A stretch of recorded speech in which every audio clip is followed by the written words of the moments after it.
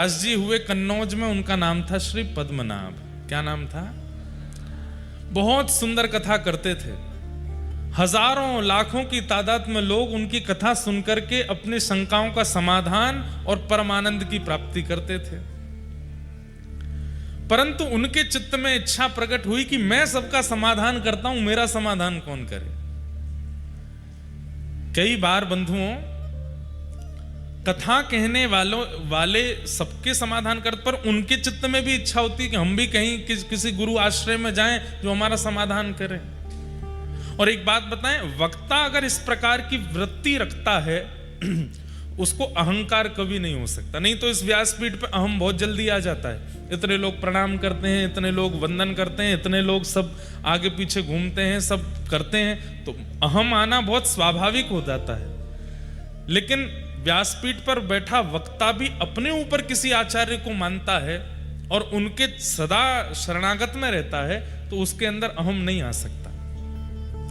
तो श्री पद्मनाभ व्यास जी ने मन में विचार किया कि पद्मनाभ दास जी ने कि मैं किसके आश्रय में जाऊं, मेरा समाधान कौन करे। इसी भावना से कथा कहते थे कि हे भागवत जी, आप कृपा करो कि मेरे समाधान करने वाले गुरु भी आवें। तभी कन्नौज में श्रीमद वल्लभाचार्य महाप्रभु जी का आगमन हुआ। बंधुओं, श्रीमद वल्लभाचार्य जी कौन हैं? भगवान के मुख का अवतार हैं। ठाकुर जी की प्रत्येक वस्तु अवतार धारण करती है। आप कहेंगे क्यों? उनको आवश्यकता क्या है? भगवान के कंगन भी अवतार लेते हैं, भगवान का मुकुट भी अवतार लेता है, ठाकुर जी की वंशी भी अवतार लेती है, ठाकुर जी की पीतांबरी भी अवतार लेती है। ये सब भी आचार्य रूप धारण करके आते हैं। कहां तक कहूं, ठाकुर जी के अश्रुबिंदु भी अवतार लेते हैं। क्यों? क्योंकि सब लोग इधर देखो, अति सामीप्य में वैल्यू नहीं होती। ठाकुर जी के जितने भी आयुध हैं, ठाकुर जी के जितने भी श्रृंगार हैं, स्वयं ठाकुर जी का मुखमंडल, हस्त कमल, चरण कमल, ये सब भी विचार करते हैं कि हम ठाकुर जी के इतने समीप रहते हैं कि ठाकुर जी को सामने से देखने का अनुभव हमको नहीं हो पाता। अब विचार कीजिए, भगवान के मुखमंडल को ही इच्छा हो रही है कि मैं भी ठाकुर जी के मुखमंडल को देखूं। कैसे देख सकते हैं? प्रतिबिंब में ही देख सकते हैं। तब भगवान के मुखमंडल ही श्रीमद महाप्रभु जी के रूप में प्रकट हुए। मतलब महाप्रभु वल्लभाचार्य जी का दर्शन जिन्होंने किया, उन्होंने साक्षात ठाकुर जी के मुख का दर्शन किया। तो महाप्रभु जी प्रकट हुए। यशोदा जी का अवतार भी माना जाता है, श्री यशोदा जी के भाव से, पर गोसाई जी में यशोदा जी के भाव ज्यादा अनुभव होते हैं। गोसाई श्री विठलनाथ जी महाप्रभु जी के पुत्र। तो महाप्रभु जी का कन्नौज आगमन हुआ। तब पद्मनाभ दास जी उनकी कथा सुनने के लिए गए।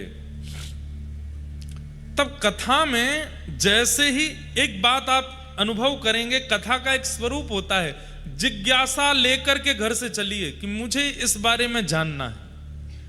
आप आश्चर्य करेंगे, हमें मत बताइएगा, या किसी भी कथा में जाकर के व्यास जी को मत बताइएगा। आप जिज्ञासा लेकर के कथा में आइए, किसी ना किसी रूप में ध्यान से सुनिएगा, आपकी जिज्ञासा का समाधान अपने आप व्यासपीठ दे देगी। ये कथा का एक चमत्कार समझ लीजिए।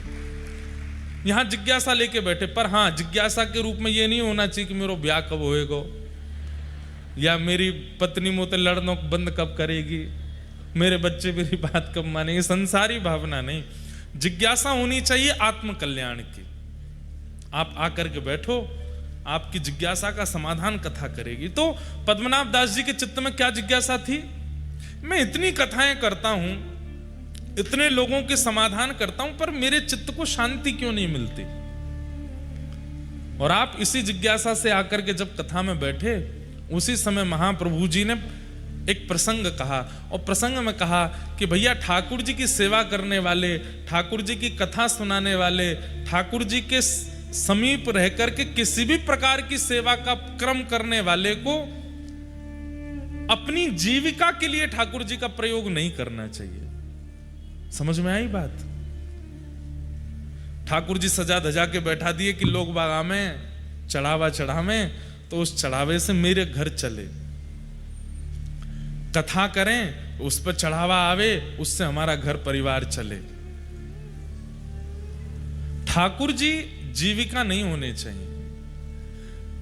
कर भी लो अगर जीविका के रूप में तो उसमें कोई दोष नहीं है। ठाकुर जी को तो प्रसन्नता ही होती है कि चलो भैया मोते तेरो घर चले तो चला ले, मोते अगर तेरो सब चले तो कर ले। लेकिन यदि किसी व्यक्ति को परम सुख की प्राप्ति करनी है तो ठाकुर जी का क्रम अपनी जीविका के लिए ना करे। ये बात महाप्रभु जी कथा में कह रहे थे और इसी बात को पद्मनाभ दास जी बैठ करके सुन रहे थे। पद्मनाभ दास जी बोले, मेरा तो पूरा घर कथा से ही चलता है, मेरा तो सब कुछ कथा से ही होता है। महाप्रभु जी इस बात को कह रहे हैं तो मैं इसको पालन करके देखूं।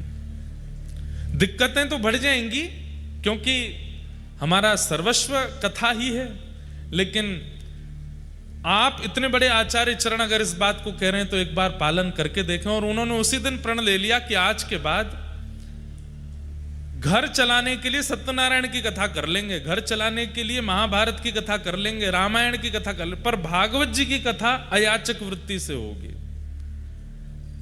हमारे संगी साथियों को देना हो तो दीजिए, हमको कुछ नहीं चाहिए। ये प्रण श्री पद्मनाभ दास जी ने धारण कर लिया और ये भाव धारण करते ही आपने जैसे ही कथा कहना प्रारंभ किया, इतना परम शांति के अनुभव हुए, ऐसे ऐसे अनुभव ठाकुर जी के उनको होने लगे। समझ गए, बोले कि यही मेरे आचार्य हैं, जिनकी एक वाणी से मुझे परम समाधान मिला, यही मेरे गुरु हैं। गुरु कौन?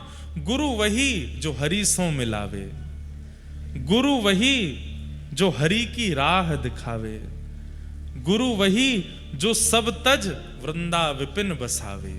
वो गुरु है। वो गुरु नहीं जिसके आश्रय में जाने से आप और संसार के हो गए, वो गुरु जिसके आश्रय में आने से, जिसकी वाणी सुनने से और संसार छूट गया, वो गुरु है। जिसकी वाणी, जिसकी उपस्थिति, जिसकी कथा ठाकुर जी के और समीप ले जावे, वो गुरु है। पद्मनाभ दास जी महाप्रभु जी के शरणागत हो गए और कहा कि प्रभु अब आप मुझे स्वीकार करो, मैं आपसे परम प्रसन्न हूं, आपने मेरे जीवन के समाधान कर दी, अब मैं परम आनंद में रहता हूं, भागवत जी बिल्कुल अयाचक वृत्ति से करता हूं और मुझे इतना सुख मिलता है।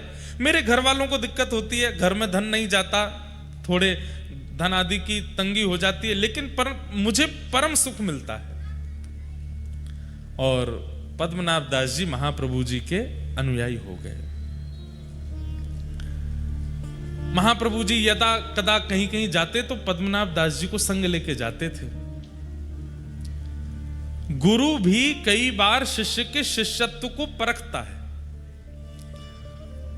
और परखना भी चाहिए। शिष्य धनवान है, शिष्य सर्वगुण संपन्न है और उस पर कृपा ज्यादा करे, ये गुरु का स्वभाव नहीं होना चाहिए। गुरु शिष्य के शिष्यत्व को देखे। और महाप्रभु जी ने पद्मनाभ दास जी के शिष्यत्व को देखा। सब लोग इधर देखिए, कहां से पधारे आपके निधि, सुनिए उनके बारे में। और ऐसा कैसा जीवन एक साधक को रखना पड़ता है तब जाकर के ऐसे निधि मथुराधीश जैसे प्राप्त होते हैं, ये सुनिए। तो श्री पद्मनाभ दास जी महाप्रभु जी के साथ जाते थे। एक बार महाप्रभु जी कहीं प्रवास पर गए और आप प्रसाद करने के लिए बैठे थे, बाहर द्वार पर पद्मनाभ दास जी खड़े थे, तभी एक व्यक्ति दौड़ा दौड़ा आया और बोला महाप्रभु जी कहाँ हैं, मुझे उनसे मिलना है।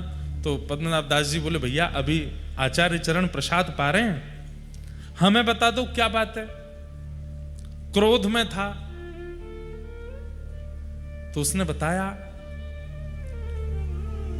महाप्रभु जी के पीछे पीछे चल रहा था मैं, ये जान करके कि ये आचार्य हैं, इनकी सन्निधि में रहने से मुझे आनंद की प्राप्ति होगी, पर मेरे साथ तो गलत हो गया। बोले क्यों? अब ये तो आगे से कहीं मुड़ गए, वहां पर डकैतों ने मुझे पकड़ लिया और मेरा सब धन हरण कर लिया, मेरे गले का सब आभूषण ले गए और मेरे साथ तो बड़ा बुरा हुआ। तो मैं जितना मेरा आभूषण चोरी हुआ, जितने धन चोरी हुए, सब मांगने आया हूं, क्योंकि इनके पीछे चल रहा था मैं। तो पद्मनाभ दास जी बाहर खड़े खड़े सोचे, ये बात महाप्रभु जी तक जाने लायक नहीं है।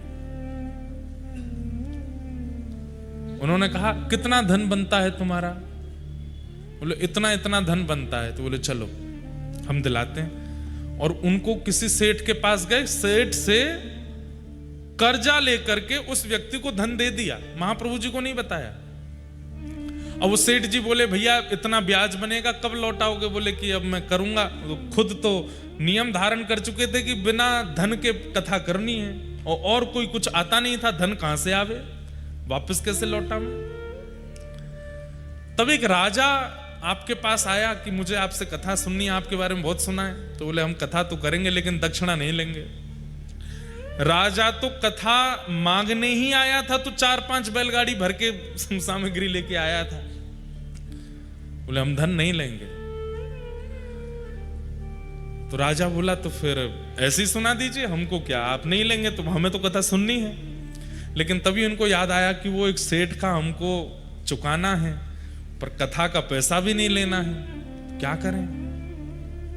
तो आपने राजा से कहा, अगर हम भागवत ना सुना करके महाभारत सुना दें तो हम दक्षिणा ले लेंगे। राजा बोला, हमको तो भागवत सुननी है। बोले कि सुनो, देखो हम तुमसे क्या छुपाएं, सीधी बात ऐसी है, हमने नियम लिया कि हम भागवत जी का दक्षिणा नहीं लेंगे, और हमको किसी का कर्जा चुकाना है तो हम महाभारत सुना देंगे ताकि तुम दक्षिणा दो तो हम उसका चुका दें। राजा इतना आनंदित हो गया, आप कितने सरल हैं, महाभारत ही सुनाओ। तब आपने महाभारत की कथा सुनाई, और महाभारत सुना करके जो दक्षिणा मिली ब्याज सहित उस सेठ को चुका दिया। अब ये खबर अभी तक महाप्रभु जी को नहीं है कि पीछे से ही शिष्य क्या कर रहे हैं। यही तो शिष्यत्व होता है। हम लोगों का शिष्यत्व कैसा कि हम गुरु जी के चरणार विंदों में कुछ अर्पित भी करते हैं तो 5 बार तो बता देते हैं, गुरु जी वहां से बनवाए, गुरु जी ये लेके आए, या गुरुदेव ऐसे ऐसी सेवा कर रहे हैं। गुरुदेव, अरे आपसे ना पता चले गुरुदेव को, कोई और जाकर के संकेत कर दे कि गुरुदेव आपके एक शिष्य हैं, वो तो ऐसी ऐसी सेवा करते हैं, ऐसा उत्सव करते हैं, ऐसा, तो गुरुदेव को जो प्रसन्नता होगी ना, वही प्रसन्नता ठाकुर जी की प्राप्ति कराएगा। प्रयास किया कीजिए कि आचार्य हमसे रीझ हैं, हम बतावें उससे नहीं, कोई और जाके संकेत कर दे। और उसमें भी ये भावना नहीं होनी चाहिए ये गुरुजी के बहुत पास रहता है, इसके सामने करूंगा तो ये बता देगा, नहीं, आपके अंदर ये भावना ही नहीं आवे। महाप्रभु जी के पास जब ये बात गई, महाप्रभु जी ने पद्मनाभ दास जी को बुलाया, बोले सुनो, वो एक व्यक्ति उस दिन लड़ रहा था द्वार पर आकर के, तुमने हमसे क्यों नहीं मिलवाया? बोले कि आप उस समय प्रसाद पा रहे थे। क्या कह रहा था वो? बोले वो कह रहा था कि आपके पीछे पीछे वो चल रहा था, आप कहीं गली में मुड़ गए, वो भटक गया तो डाकुओं ने उसको लूट लिया, उसका जो धन बनता है वो मांगने आया था। हमने कहा आप देते अच्छे नहीं लगते, तो हमने ऐसे ऐसे करके उसका धन कर दिया, और महाभारत की कथा करके दक्षिणा लेके ब्याज भी चुका दिया। महाप्रभु जी के नेत्र सजल हो गए, हृदय से लगा लिया, बोले हम तुमसे बहुत प्रसन्न हैं, मांगो कुछ। तब आपके चित्त में इच्छा प्रकट हुई कि मुझे ठाकुर जी की सेवा मिले। आचार्य चरण, आप कृपा करके मुझे ठाकुर जी की निज सेवा प्रदान कर दीजिए। जैसे अन्य सेवक आपके अपने घर में नवनीत प्रियालाल जी की सेवा करते हैं, अन्य ठाकुरों की सेवा, चित्रपट की सेवा आदि आदि करते हैं, ऐसे मुझे भी आप एक सेवा प्रदान करें। पर मेरी एक इच्छा है, ध्यान से सुनिएगा, मेरी एक इच्छा है। बोले क्या? धृष्टता कर रहा हूं, क्षमा मांगते हुए प्रार्थना कर रहा हूं, मेरी इच्छा यह है कि मैं जिन ठाकुर की सेवा करूं वो स्वयं प्रकट हों, वो किसी मूर्तिकार के द्वारा बनाए गए या कहीं से पधराए गए ठाकुर जी नहीं, स्वयं प्रकट हो। जैसे वृंदावन में गोविंद देव जी प्रकट हुए, हमारे मदन मोहन जी प्रकट हुए, शालिग्राम जी से श्री राधारमण लाल जी प्रकट हुए, गिरिराज जी से श्रीनाथ जी प्रकट हुए, ऐसे ही नाथ स्वयंभू। अच्छा, स्वयंभू ठाकुर जी किन्हें माना जाता है?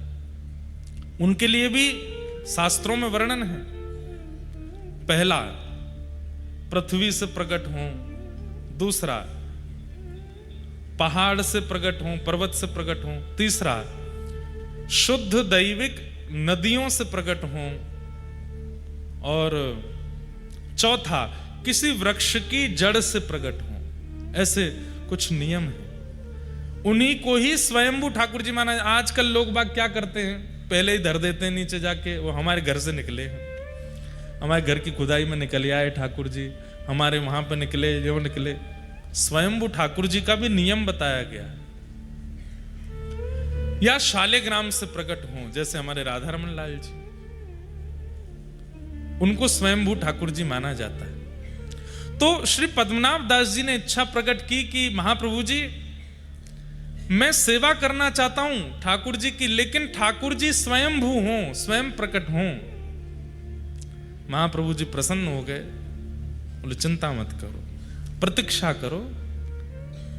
अगर सेवा चाहते हो तो सेवा तो आज से पधरा दें, लेकिन तुम्हारी इच्छा स्वयंभू की है तो स्वयंभू के लिए चित्त में ठाकुर जी को विराजमान करो और बस प्रतीक्षा करो, कृपा होगी तो ठाकुर जी प्रकट होंगे।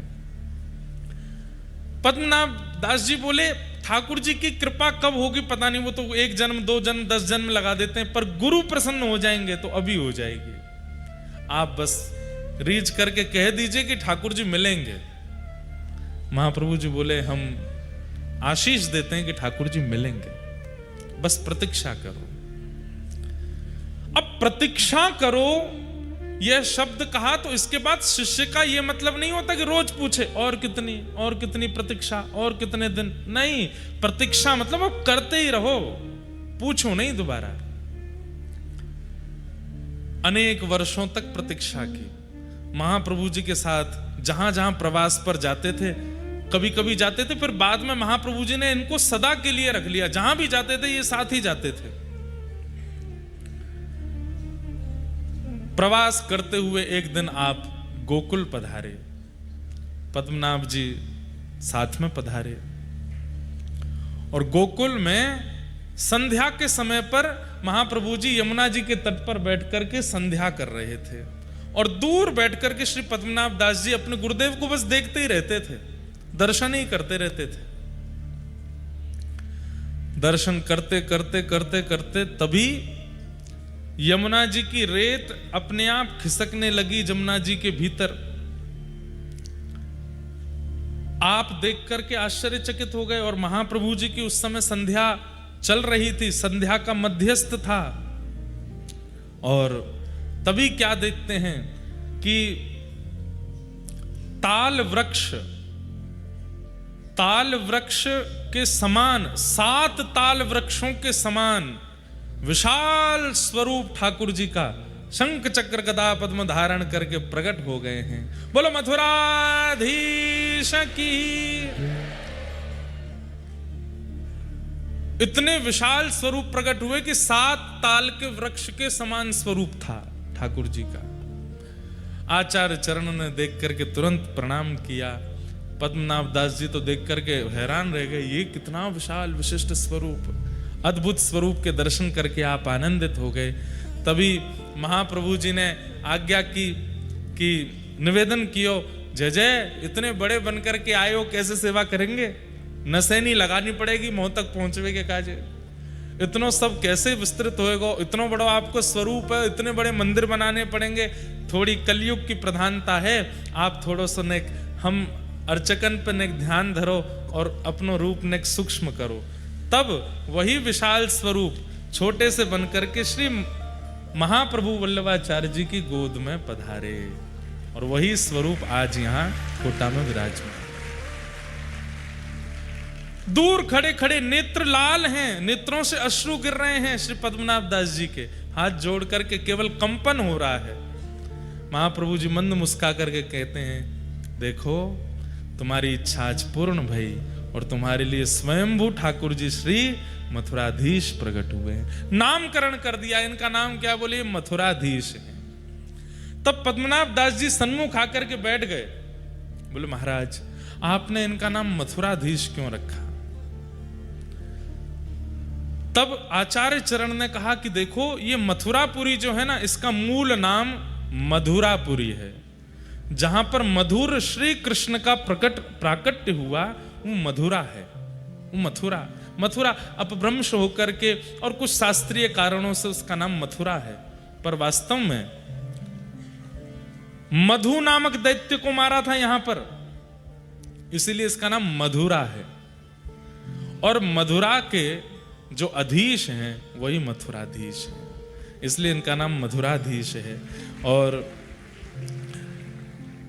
आपने और निवेदन किया कि इनके स्वरूप के बारे में मुझे बताओ।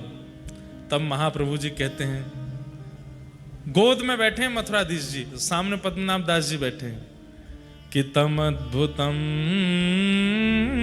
बालकमंबुजेक्षणम।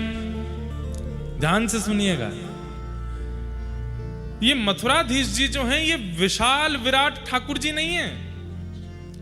देवकी मैया के गर्भ से जब ठाकुर जी जन्मे, एक दिना के लाला जब थे श्री कृष्ण कंस के कारागृह में, तब उनका जैसा स्वरूप था वही स्वरूप है श्री मथुराधीश जी का। ये छोटे लाला ही हैं, छोटे लाला 4 भुजा वाले हैं। तम अद्भुतम बालकमंबुजेक्षणम चतुर्भुजम शंख गदार्युधायुधम श्रीवत्सलक्ष्मं गलसौभकौस्तुभम पीतांबरम सांद्रपयोधसौभगम।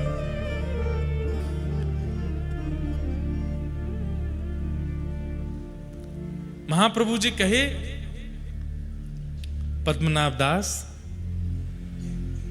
एक बार कहीं कथा में तुमने ठाकुर जी का प्राकट्य सुना था, और ठाकुर जी के उस प्राकट्य को सुनकर के तुम इतने भावुक हो गए, इतने भावुक हो गए, उसी समय ठाकुर जी ने निश्चित कर लिया कि यही स्वरूप तुमको प्राप्त होगा, क्योंकि जिस स्वरूप को सुनकर के तुम इतने प्रेमवश हुए हो वही स्वरूप तुम्हारे पास आएगा, और वही स्वरूप आज आया है। देवकी मैया के गर्भ से जन्म लेते ही ठाकुर जी का जो स्वरूप है, छोटे से लाला हैं, शंख चक्र गदा पद्म हाथ में धारण किए हैं, वही लाला तुम्हारे लिए आए। शंख चक्र गदा पद्म का अर्थ क्या है बंधुओं? पृथ्वी, अग्नि, जल, वायु और आकाश, ये 5 तत्व हैं। बहुत ध्यान से सुनिए सब लोग, इधर देखो, इधर देखो, सुनो।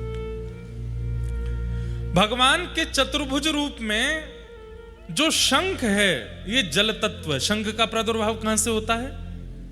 कहां से होता है? जल से होता है।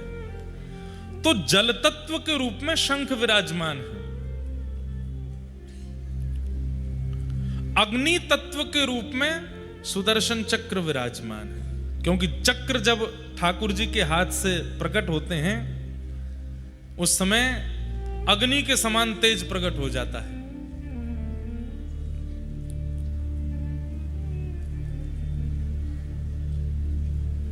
और जो भूमि तत्व है, उस भूमि तत्व से ठाकुर जी के हाथ में कमल विराजमान है, और आकाश तत्व से ठाकुर जी के हाथ में गदा विराजमान है, और वायु तत्व ठाकुर जी का स्वयं स्वरूप है। कैसे? कोई भक्त पुकार ले तो बूंदी में प्रकट हो जाएंगे, कोई भक्त पुकार ले तो चित्तौड़गढ़ में प्रकट हो जाएंगे, कोई भक्त बुला ले तो गोवर्धन जी चले जाएंगे। वायु के समान जो यहां वहां यत्र तत्र भ्रमण करते रहें। कुम्मन दास जी बुला में तो ठाकुर जी उनके पास चले जाएं, सूरदास जी बुला में तो ठाकुर जी उनके पास पहुंच जाएं। एक ही दिन में हजारों भक्तों को एक साथ वायु के समान स्पर्श करा के दर्शन कराने की क्षमता ठाकुर जी रखते हैं, इसलिए वायु तत्व स्वयं ठाकुर जी हैं। और बाकी पृथ्वी, अग्नि, जल और आकाश, इन 4 तत्वों के रूप से ठाकुर जी के 4 आयुध विराजमान हैं। लेकिन निकुंज में जब आप प्रवेश करेंगे तो निकुंज में इनका अर्थ अलग है। निकुंज में कमल जो है वो श्री जी का स्वरूप है, श्री किशोरी जी, और शंख जो है वो श्री जी की प्रधान सखियां ललिता विशाखा आदि अष्ट सखियों का स्वरूप है। मतलब ठाकुर जी अपने आसपास हमें दिखाते हैं कि शंख चक्र गदा पद्म है, पर वास्तव में यहाँ श्री जी और सब प्रधान सखियां नित्य जैसे ही कपाट बंद होते हैं तो प्रकट हो जाते हैं, उनकी लीला में सहायक बन जाते हैं। तो बोले फिर गदा और चक्र किस लिए है? बोले कहीं कोई निकुंज का अधिकारी नहीं है और वो यहाँ अनुभव करना चाहे तो उसके लिए गदा और चक्र बाहर रक्षक के रूप में विराजमान होते हैं। इस प्रकार से 4 आयुध है।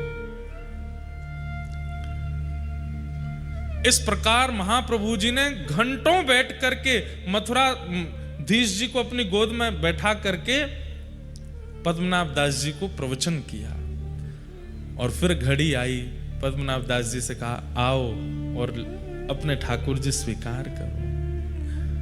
तब श्री पद्मनाभ दास जी के माथे श्री मथुराधीश जी विराजमान हुए। और जैसे ही आपने अपने घर में उनको विराजमान किया, महाप्रभु जी ने जैसे ही आज श्रृंगार में दर्शन किया श्री मथुराधीश जी का, निकल पड़े शब्द मुख से, अधरम मधुरम वदनम मधुरम, अधरम मधुरम वदनम मधुरम, नयनम मधुरम हसितम मधुरम, नयनम मधुरम हसितम मधुरम, मधुराधिपते अखिलम मधुरम। वही मधुराधीश श्री मथुराधीश आपके कोटा में विराजमान है। आप सबन को ऐसे मधुराधिपति अखिलम मधुरम ठाकुर जी प्राप्त है वे की बधाई हो, बधाई हो, बधाई हो। खूब खूब आपको बधाई जो ऐसे ठाकुर जी आपके नगर में विराज रहे हैं। जाए करो भैया, नित्य दर्शन करवे को नियम बन जाए तो नित्य जाओ, नित्य नहीं जा सको तो 2 दिना में जाओ, 2 दिना में ना जा सको तो 5 दिना में, नहीं तो हफ्ता में जाओ। हफ्ता से ज्यादा नहीं बोलेंगे, हफ्ता में तो जाना ही पड़ेगा। ठाकुर जी कृपा करके कोटा में विराज रहे हैं।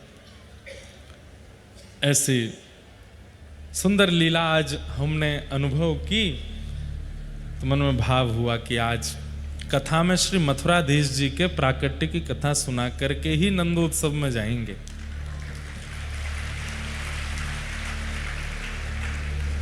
कृपा करके आज श्री राधा रमन लाल जी के परम सेवाधिकारी, जिनके माध्यम से ठाकुर जी की मधुर सेवा श्री वृंदावन में श्री राधा रमन लाल जी करते हैं, और जिनकी कृपा से हम यहाँ मथुराधीश जी को कथा सुनाने आ पाए हैं, ऐसे श्री राधा रमन लाल जी के परम चरण सेवक श्रीमन्मान गौडेश्वर वैष्णवाचार्य श्री अनुराग गोस्वामी जी महाराज पधारे हैं।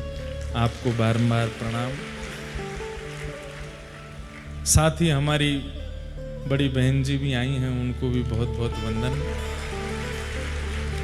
इन्हीं की वजह से आ रही ये कथा तो हमने कही अब भेज तो रही हैं हमें कोटा, तो आप भी आइए। तो आज पधारी हैं। आज मधुर ठाकुर जी का जन्मोत्सव होना है कथा में। कथा क्रम हम थोड़ा थोड़ा कहते हुए आगे चलेंगे। और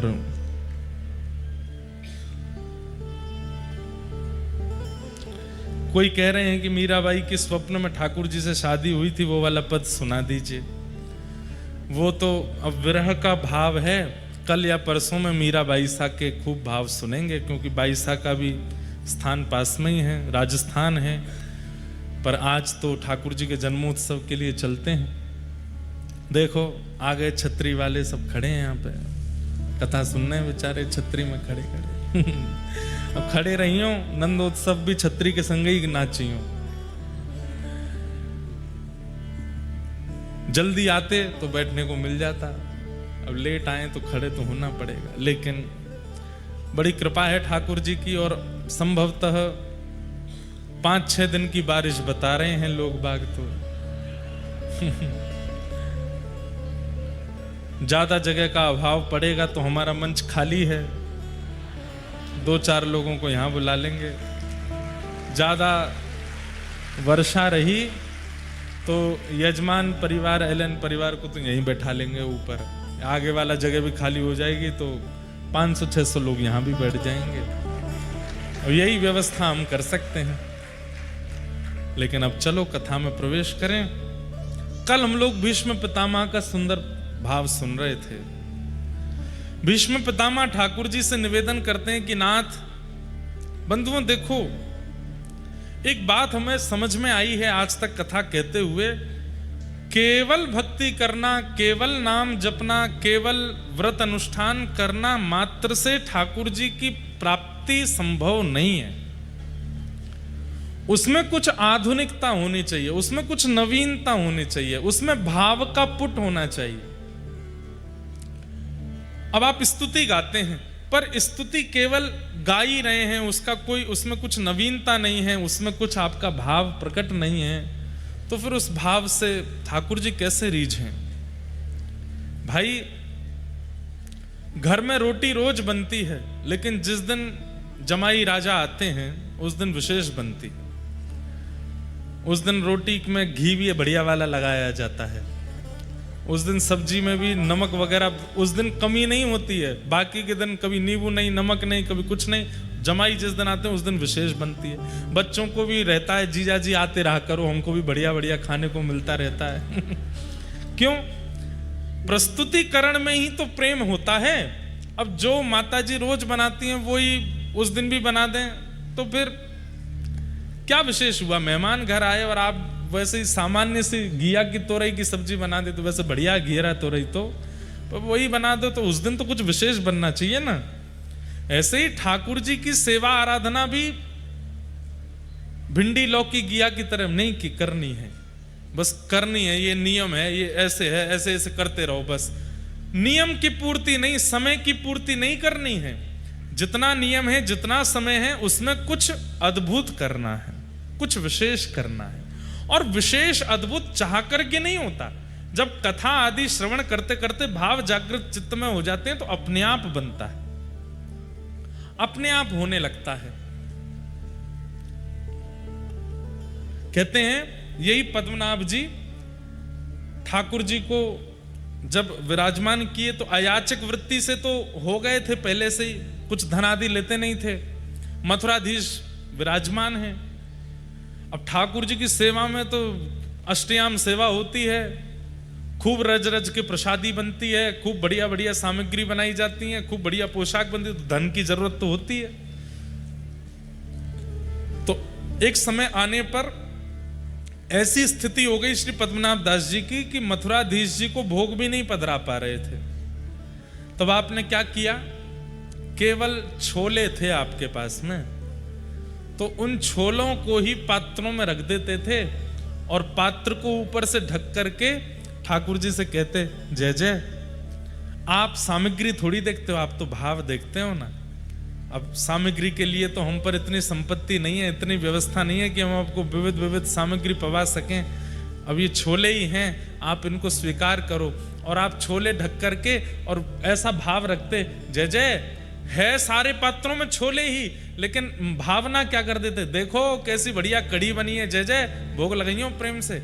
या में खीर पधराई है, जय जय, ऊपर ते केसर डारी भई है, प्रेम से पइयो। या में श्रीखंड है, या में मलाई रबड़ी है, या में ये साग है, या में ये सामग्री है, या में ये दूध घर की सामग्री है, ऐसी रोटी है, ऐसी पूड़ी है। ऐसी केवल भावना रखते थे और नेत्रों से अश्रु प्रवाह करते, बोले ठाकुर जी भावना को प्रसाद है, स्वीकार करो। कहते हैं भोग पधरा करके, छोले पधरा करके जाते, थोड़ी देर बाद में मंदिर में सुगंधी आने लगती कढ़ी की, थोड़ी देर में सुगंधी आती खीर की, थोड़ी देर में सुगंधी आती रबड़ी मालपुआ की। जो जो भावना वो धारण करते थे छोलों में से वैसी सुगंधी आने लगती। ठाकुर जी उसको वही भाव मान करके स्वीकार कर लेते थे।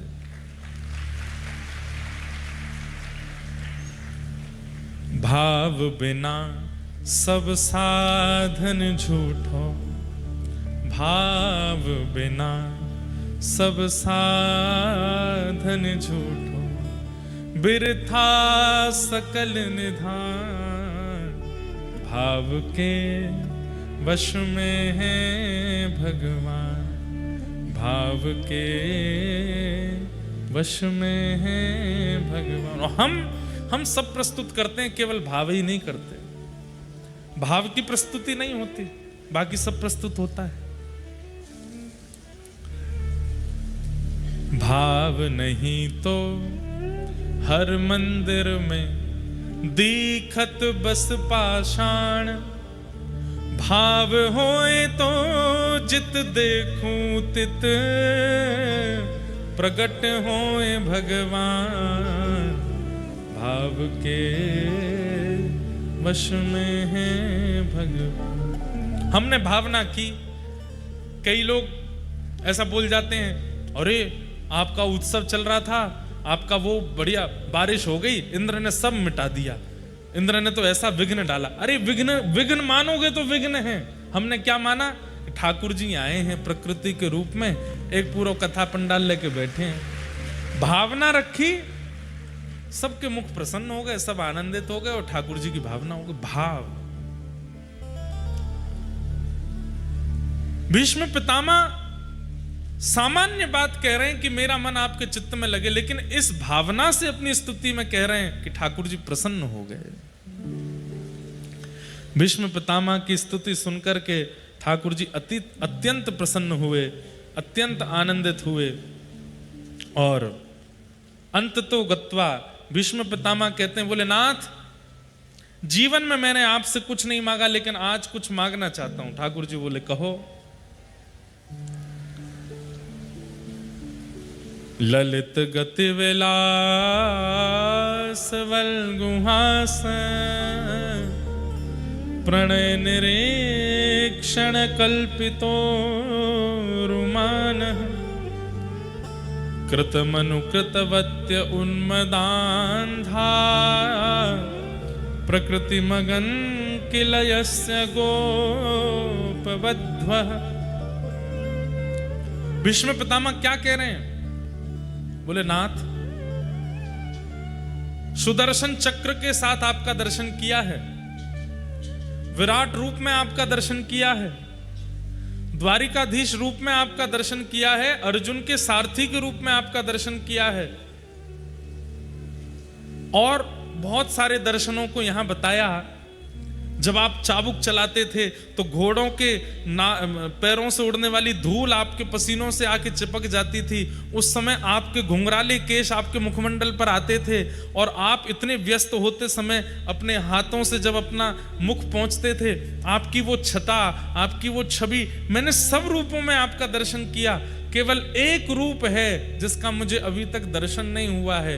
मैं आपसे प्रार्थना करता हूं कि मुझे उस रूप का दर्शन अगले जन्म में हो, इस जन्म में नहीं। क्यों? दुर्बल हो गया मैं, मेरे रोम रोम में बाण लगे हैं, अब मैं उठ नहीं सकता, अब मैं कुछ कर नहीं सकता। इस जन्म में नहीं, अगले जन्म में। मतलब वैकुंठ नहीं मांगा, मुक्ति नहीं मांगी, एक जन्म और मांगा है। और कैसा दर्शन करना चाहता हूं? बोले ललित गति विलास वल्गुहासन।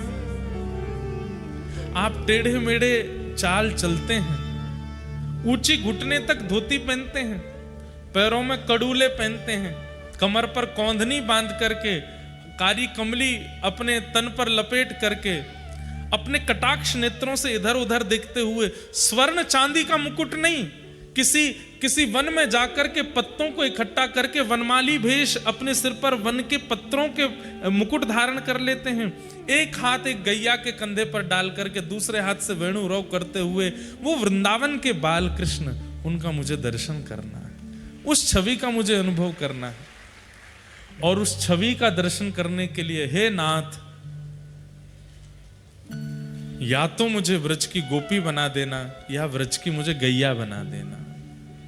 बंधुओं, इस कथा में गोपाष्टमी भी आएगी। कल है कि परसों है? परसों है या कल भी है शायद। गोपाष्टमी पर हम विशेष लीला सुनाएंगे गौचारण की, ठाकुर जी की। कितना प्रेम करते हैं ठाकुर जी गैयाओं से। आज भीष्म पितामह कह रहे हैं महाभारत का सबसे श्रेष्ठ योद्धा है भीष्म पितामह। इनको बाणों की सैया पर ही इसीलिए डाला गया कि एक अंग भी इनका अगर रह गया तो ये महाभारत युद्ध पांडवों को जीतने नहीं देंगे, इसलिए रोम रोम में बाण लगा है। भले ही कौरव पक्ष के हैं, लेकिन उनके चित्त की भक्ति, ऐसी भक्ति किसी में नहीं है पूरे महाभारत के पात्रों में जैसी भीष्म पितामह में। ठाकुर जी से कह रहे हैं नाथ, मुझे आपकी उस छवि का दर्शन करना है। कौन सी छवि? सूरदास जी कहते हैं शोभित कर नवनीत लिए। सुबह सुबह आज दर्शन किए जिस छवि के। बंधुओं, अब हमारे मूर्तिकार भाई बंधु ऐसे छवि बनाने लगे हैं ठाकुर जी की। वास्तव में वो छवि पता है कैसी है? मूल छवि ऐसे है, एक हाथ नीचे है, दो घुटने हैं और नवनीत बिल्कुल थोड़ी के नीचे ही है। ऐसे छवि है ठाकुर जी की। ये छवि है श्री नवनीत प्रियालाल जी की। अब लोग उनको लड्डू गोपाल कहते हैं। वो लड्डू नहीं है हाथ में, वो मक्खन है, वो नवनीत है। अरे लाला के दांत नाए निकरे हैं, घुटमुन चलने वाले बालक के दांत निकल आते हैं, वो लड्डू कैसे खाएगा? वो तो नवनीत ही खाते हैं, वो तो मक्खन ही खाते हैं। वो नवनीत प्रियलाल हैं। मक्खन गोपाल कह लो, लड्डू गोपाल तो चलो, अब उसको हम गलत नहीं कहेंगे कि वो गलत है। ऐसा मान लो कि जिनके लड्डू जैसे गाल हैं वो लड्डू गोपाल, लड्डू जैसे हाथ है, लड्डू जैसे पाँव है, लड्डू जैसे है वो लड्डू गोपाल। लेकिन हाथ में लड्डू नहीं है, हाथ में तो मक्खन है। इस छवि का सबसे पहले वर्णन किसने किया? सूरदास जी ने। गाइए मेरे साथ। शोभित कर नवनीत लिए, शोभित कर नवनीत, शोभित कर नवनीत लिए, शोभित कर। कैसे हैं? घुटरुन चलत रेणु तन मंडित, घुटरुन चलत रेणु तन मंडित, घुटरुन चलत रेणु तन मंडित, घुटरुन चलत। और कैसे हैं? मुख दधि लेप किए, मुख दधि। बंधुओं, इस छवि का चिंतन करो। शोभित कर हाथ में नवनीत लिए, घुटरुन चलत। अब इसमें एक बात है, कभी एकांत में करके देखना। इधर देखो सब लोग, एक हाथ ऊपर उठा लेना, दोनों घुटने नीचे टेक करके, और एक अब चल के देखना। चल पाओगे आप? लेकिन ठाकुर जी चल रहे हैं, तो कैसे चल रहे हैं? 3 व्हीलर बन गए ठाकुर जी।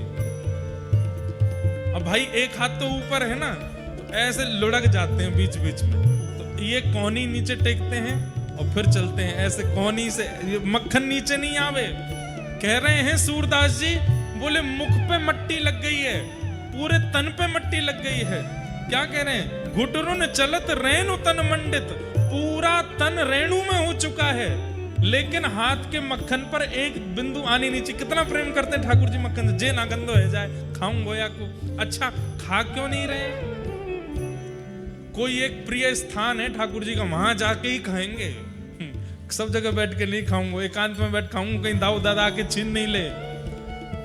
शोभित कर नवनीत लिए, शोभित कर नवनीत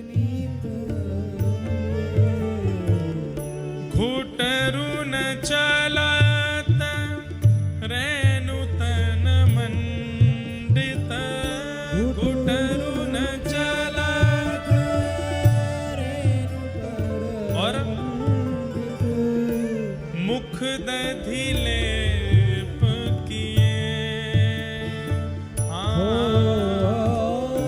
मुख दही लेप, मुख पर जगह जगह दही लगी है। कैसी सुंदर ठाकुर जी की छवि है। चारु कपोल, चारु कपोल, कपोल मतलब गाल, चारु कपोल लोल लोचन, चारु कपोल लोल लोचन, गोल गोल गाल हैं और बड़े बड़े नेत्र हैं। लोल लोचन मतलब लुभाने वाले ऐसे नेत्र हैं ठाकुर जी के कि जब चल के इधर उधर देखते हैं तो आकर्षण बनता है उन नेत्रों की ओर।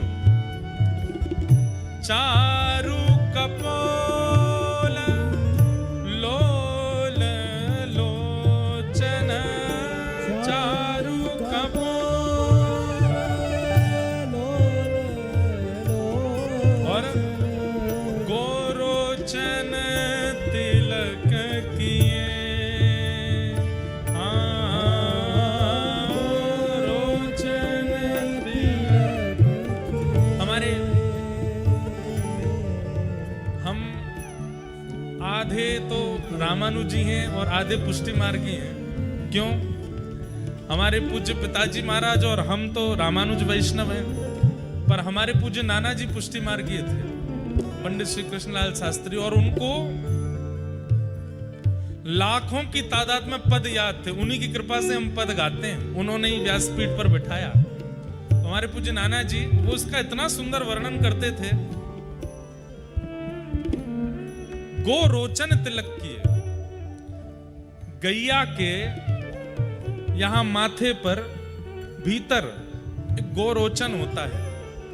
किसी किसी गाय के नासिका से वो रोचन प्रकट होता है। वो मल की तरह नहीं होता, वो गंदा नहीं होता, उसमें इत्र की तरह सुगंधी होती है। वो गोरोचन यहां से प्रकट होता है किसी किसी गाय के, लाखों में से किसी एक गैया के प्रकट होता है गोरोचन।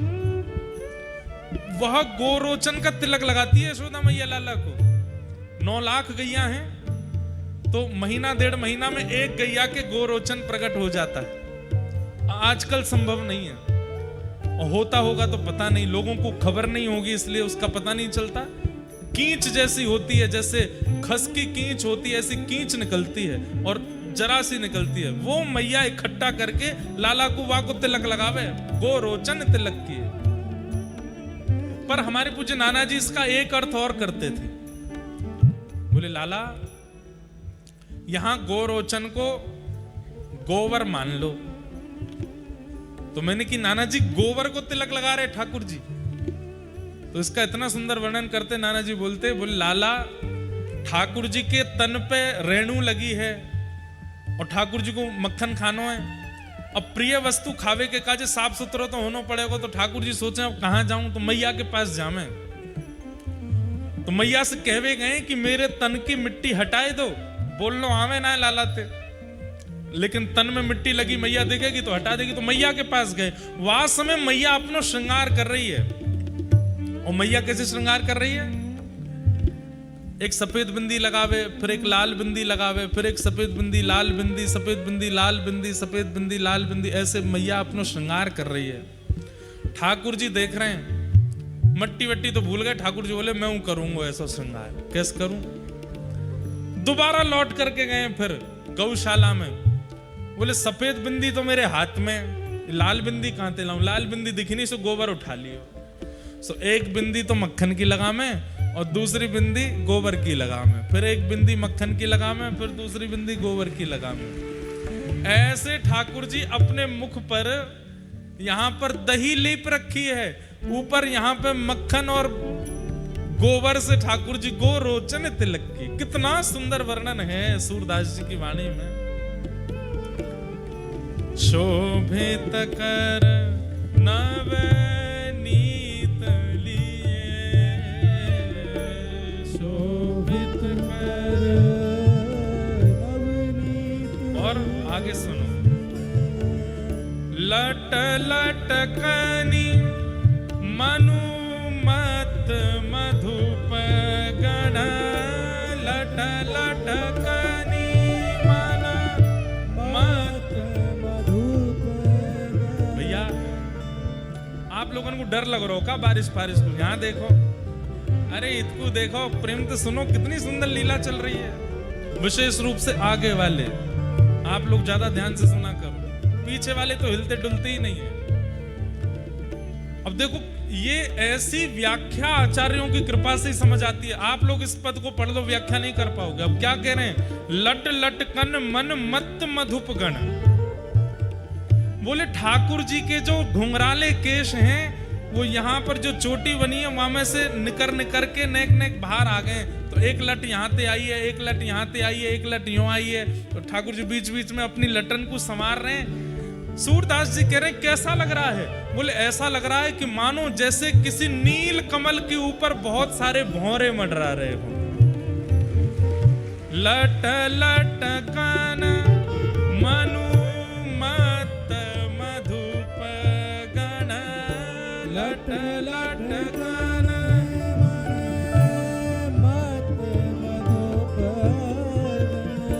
माधक मधु ही पिए।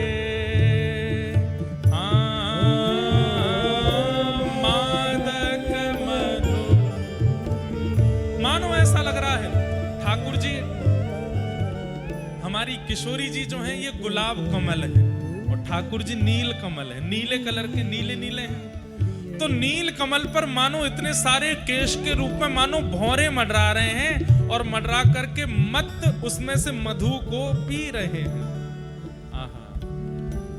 और कठुला कंठ वज्र के हिरी नख कठुला कंठ।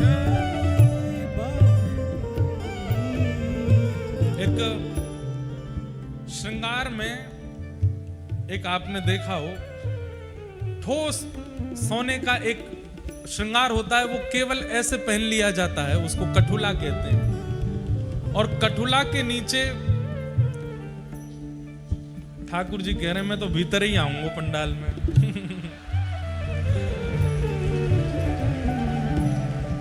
ऐसा सुंदर वर्णन है रो तो मन तो करेगो। इस समय देखो, आप इधर की तरफ देखो, जो प्रकाश है यही श्री ठाकुर जी को वर्ण है। ऐसे ही है श्याम सुंदर, ऐसा ही वर्ण है बिल्कुल। नील सरोरु, ना तो नीले हैं ना काले हैं, ऐसे हैं, उनका वर्णन ऐसा ही है। आहा। कठुला कंठ, और मैया केवल 2 माल पहनाती है लाला को, कंठ में कठुला पहनाती है और नीचे बाघ नख। जो बाघ होता है उसके नाखून, 2 नाखून ऐसे विपरीत करके यहाँ बगनखा पहनते हैं, इससे लाला को नजर ना लगे। तो कैसे हैं ठाकुर जी? इसलिए हम कहते हैं कि जय जय को ठाकुर जी को बगनखा जरूर पहनाओ। और नख यदि बाघ का कहीं संभव, बाघ को पकड़ करके नहीं लेना है, पकड़ के ले भी नहीं पाओगे। कहते हैं कि जब बाघ चलता है तो कहीं कहीं उसके नाखून टूट के गिर जाते हैं, तो कोई फॉरेस्ट वाले आपके जानकार हो तो उनसे मंगवाओ। और अगर संभावना नहीं बन सकती बाघ नख की, तो फिर बाघ नख की तरह सोना चांदी या कोई भी धातु उसकी आकृति में बनवा के पहना दो, उससे ठाकुर जी को नजर गुजर नहीं लगती। ठाकुर जी को नजर नहीं लगेगी तो सेवक को भी नहीं लगेगी, वाके सेवक परिवार को भी नहीं लगेगी। बग नखा पहनाओ। कठुला कंठ वज्र केरी नख कठुला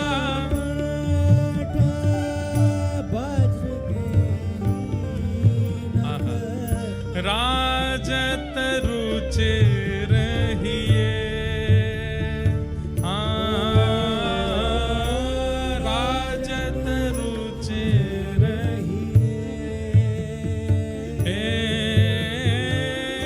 धन्य सूर एको पल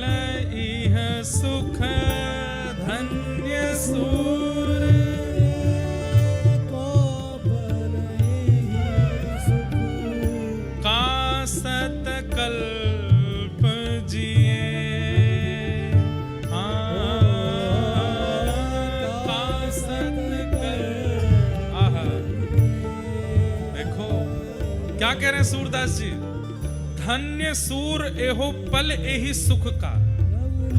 बोले एक क्षण के लिए जो ये ठाकुर जी मुझे दिख रहे हैं, हाथ में नवनीत है, मुखमंडल पर सुंदर गोरोचन का तिलक है, गालों पर दही लगा रखी है, केश आकर के इनके मुखमंडल को घेर रहे हैं, कंठ में कठुला और बगनखा पहना हुआ है, घुटमुन चल रहे हैं, नीचे कुछ पहना नहीं है।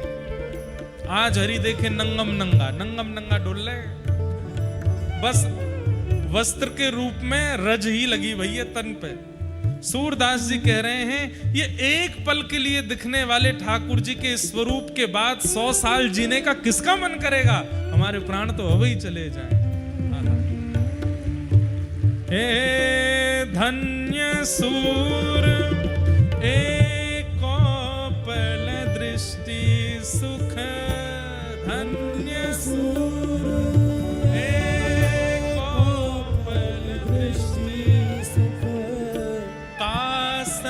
कल्प जिए,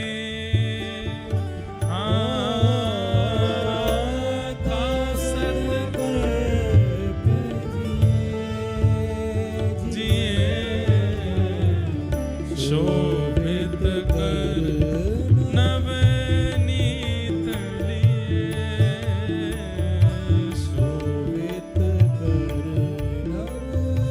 शोभित कर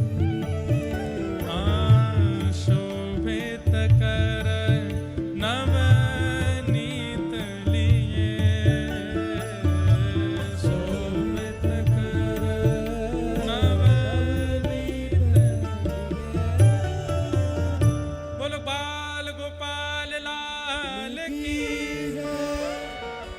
जिनके घर पे नवनीत प्रिया लाल लड्डू गोपाल विराज रहे हैं, रोज ये पद गानो चाहिए ठाकुर जी के आए और इसी भाव से दर्शन करना चाहिए। श्रृंगार करने के बाद जब ठाकुर जी को देखो, कभी कभी ठाकुर जी को गौशाला ले जाया करो, और नहीं जा सके गौशाला तो गौशाला ते नेक रज, नेक गोबर, नेक मटका में दही, नेक मक्खन लियाया करो, और दोपहर में राजभोग करावे के बाद नेक नेक लेप दे करो, यहाँ लगा दिया थोड़ी देर, बस एक अपने दर्शन के लिए थोड़ी देर देखने के बाद में नेक बलियां लेके फिर पहुंच के बैठा दो, अब ठीक है हमने कर लिए दर्शन।